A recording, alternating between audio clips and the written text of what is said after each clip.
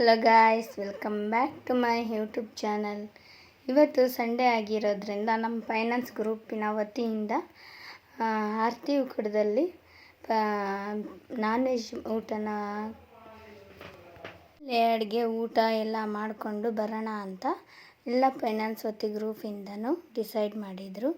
ಆ ಪ್ರಯುಕ್ತನೇ ನಾವು ಆರತಿ ಉಕ್ಕಡೋಕ್ಕೆ ಸಂಡೇ ಆಗಿರೋದ್ರಿಂದ ಮಕ್ಕಳು ಮರಿ ಫ್ಯಾಮಿಲಿ ಎಲ್ಲ ಹೋಗಿದ್ವಿ. ನಾನ್ ವೆಜ್ ಏನು ಎಲ್ಲರ ಮನೆಯಲ್ಲೂ ಭಾನುವಾರ ಮಂಗಳವಾರ ಬಂದರೆ ಎಲ್ಲ ಮಾಡ್ಕೊಂಡು ತಿಂತೀವಿ.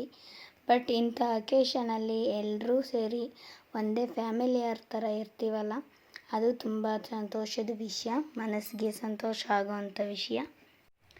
ಈ ಒಂದು ಅಕೇಶನಲ್ಲಿ ನಾವು ಹೋಗಿದ್ದೆ ಲೇಟ್ ಆಗಿದ್ದರಿಂದ ಈರುಳ್ಳಿ ಬೆಳ್ಳುಳ್ಳಿ ಎಲ್ಲ ಲೇಡೀಸ್ ಬಿಡಿಸ್ಕೊಟ್ವಿ.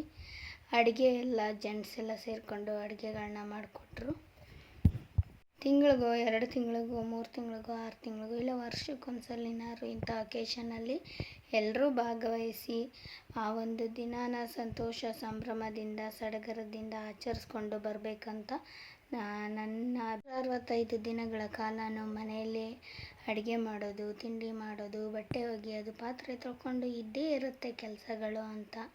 ಆದರೆ ನಮಗೆ ಅಂತ ಫ್ಯಾಮಿಲಿ ಪೂರ್ತಿ ಎಲ್ಲ ಒಂದು ದಿನ ಖುಷಿಯಾಗಿ ಸಂತೋಷವಾಗಿ ಅವ್ರ ಇಷ್ಟಾನುಸಾರವಂತೆ ಎಂಜಾಯ್ಗಳನ್ನ ಮಾಡಿಕೊಂಡು ಕಾಲ ಕಳ್ಕೊಂಡು ಸಿಗೋಕ್ಕೆ ಅಂತ ಒಂದು ಚಾನ್ಸ್ ಅಂತ ನಮಗೆ ಸಿಕ್ಕಿದಾಗ ತುಂಬ ಮನಸ್ಸಿಗೆ ಸಂತೋಷನ ಕೊಡುತ್ತೆ.